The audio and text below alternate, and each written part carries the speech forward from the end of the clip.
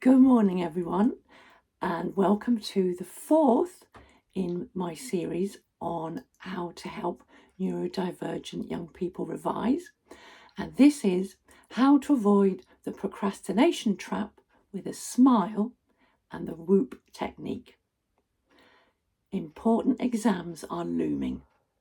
Everyone else seems to be having fun, and your teen has looked at their revision pile and has decided to reorganise their bookshelf or redesign their revision timetable because they realise they don't actually have as much time left as they thought they did.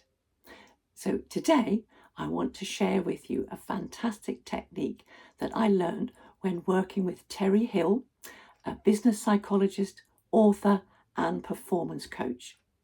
And I promise you, it's the most fun you will ever have in tackling procrastination. Now, before you start, it's worth discovering what your teen's time frame is. When I worked in schools, I had a big year wall planner on my office wall. And we would look at when the big exams were coming up. And some young people would say, "Oh, that's ages away." And I'd say, "Well, is it?"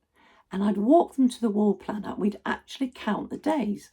And you could see the colour drain from their face as they realised they didn't have quite as much time left as they thought they did. Also, one young man, when he saw the exams listed, he really believed that each exam came hot on the heels of the other, like ticking off items in a list. And again, when I walked him to my wall planner and said, "Look, you've got half term in between those exams," the relief was palpable. So you never take anything for granted. Always ask them, what is your time frame? What's a long time ahead for you? You might be surprised. A long time ahead might just be tomorrow. So we will do step 1, which is the procrastination flip. I want you to imagine that you have been asked to create the top 10 tips to be the world's best procrastinator. Top 10 tips. And I just happen to have here some examples from a young person that I'm working with right now. Number 1, scrolling through my phone. Number 2, watch TV. Number 3, sleep. Number 4, hang out with my mates. 5, work with my bracelet kits. 6, try on different makeups and film myself. 7, daydream. 8, listen to music. 9, cook. 10, winding people up. Now, as they work through the list, slowly they will begin to realise that actually what they're writing about is what they do. It's their particular way of procrastinating. And it's lovely to see the smile as the self-awareness dawns. And this is a really good technique for us neurospicy people because we don't like criticism. We take it very personally. But when we can see the funny side of it, the lesson begins to land.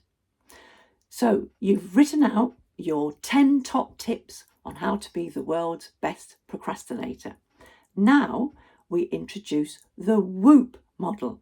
Now this was designed by Gabriele Oettingen, and it is evidence-based and peer-reviewed. And WOOP stands for wish, outcome, obstacle, plan. And it's not just about positivity. It pairs the wish with a realistic obstacle and a concrete if-then plan. So let me give you a worked example. The wish: to get on top of my revision in good time. The outcome, the first O, I'll be less stressed, less overwhelmed, and I will have time for family stuff and hanging out with my mates. The O for obstacle, I can't be bothered. And then the P is the if-then plan. If I hear myself say, I can't be bothered, I'll remind myself of my why, that I want to get to university, to study in more detail the subject that I really love, and turn that into a fulfilling career when I can make a difference to other people's lives. So you've got your 10 procrastination tips, and for each tip you have to work through a WOOP. So that's 10 tips and 10 WOOPs.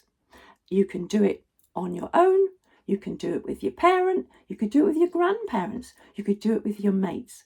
The most important thing is to really focus on how the outcome will feel, how good it will feel, what will people say about you when you achieved what you want to achieve. So the summary: write down your top 10 list of how to be the world's best procrastinator. Then for each tip, you do a WOOP, and WOOP stands for wish, outcome, obstacle, if then plan. I hope you have fun with this, and thank you so much for following this series. I am going to be working on time management next of all, but the most important thing is to download the worksheet, and the link will be in the description. And best of all, do have fun and have a laugh, because the message will stick if you're having fun and you're relaxed. See you soon.